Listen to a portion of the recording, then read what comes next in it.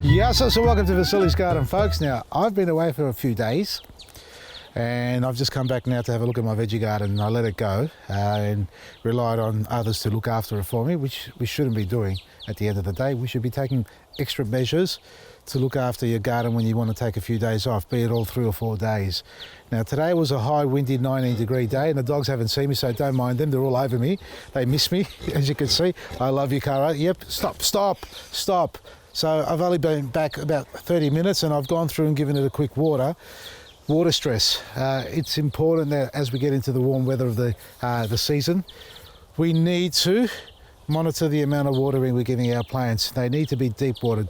Rather than doing regular watering, you're better to do irregular watering but deep watering, so you get it down deep below and hydrate the plants properly, especially cauliflowers and broccolis and cabbages. They need a lot of water so they can form those big chunky leaves that they have on them. And if you don't give them enough water, they will not form properly. So these plants are starting to form now, although they did have a very low amount of water while I was away. So you need to hydrate them well. And if you've got a moisture meter, that's a great way to test it, to get it into the soil, because if you're not quite sure whether it's wet enough or not, and sometimes you'll find it a little bit damp on the finger, but for the plants, sometimes that might not be enough. So a moisture meter is vital, that you use a 4-in-1 soil instrument that we've got. We haven't got any available online, but for those who have purchased them in the past, that's a great way to test it, and you can get a simple moisture meter.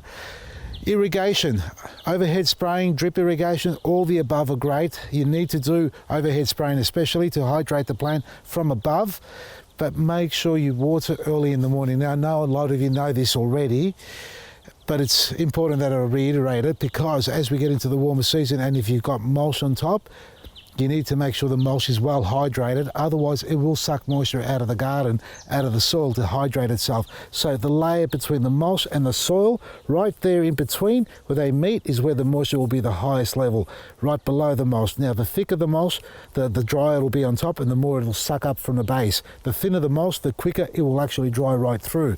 So early in the morning, as early as you can, 6 o'clock, 7 o'clock, providing it's not a frosty day, give it a good hydration, deep watering, and sometimes water one section of the garden, and that's what I do. I water one section of the garden, I move on to the other part, then I come back and give it another top up. You'll be surprised when you're holding the watering wand, especially with a rose head on them, they do release less water than you think they are. Do your trials with a watering can. Time it, count if you want to use a stopwatch, count how long it takes you to fill up a 9-litre watering can, and if you can time that in your head, you'll be able to time it as you water in the garden, and you'll understand whether you've given this section 9 litres or 19 litres or 29 litres.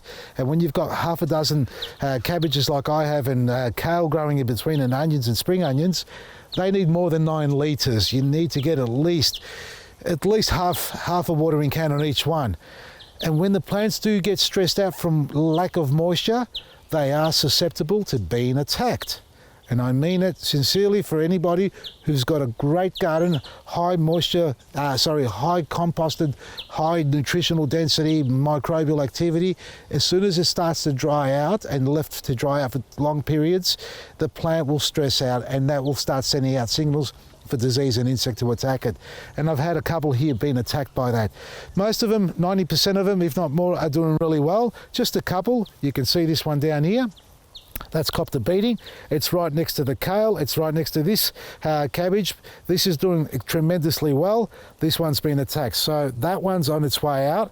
I don't think I'm going to be able to kick up the bricks levels on this one anytime soon. So that's a sacrificial plant that we're going to leave in here for the insects to attack, and hopefully they'll leave all the others alone because they're doing mighty fine. So folks, start paying attention to the watering as we get into the warmer season, and hydrate your plants early, not late in the day. Don't let them stress out.